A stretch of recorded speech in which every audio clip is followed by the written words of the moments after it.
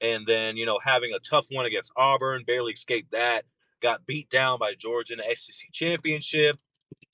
Like you said, a lot of people wrote them off at that point.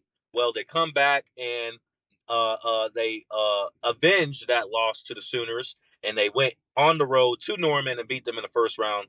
Great game, a great win for Bama. They were able to come back after being down 17 early. So shout out to them for beating up on my Sooners.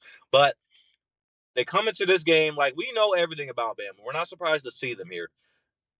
I am just very excited to see what kind of game comes out of these two teams. Like, is this going to be like a defensive battle? Is this going to be a offensive showcase? Because we've seen Alabama put up points, we've seen Indiana put up points. We know both of these quarterbacks are really good, and these offenses can get going.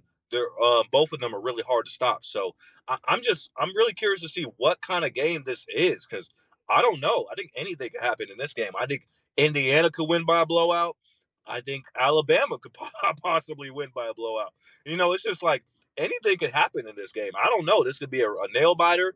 This could be a shootout. I don't know. So I'm very excited to see what kind of game this is. Of course, it's in the probably the greatest stadium in sports, or at least in football.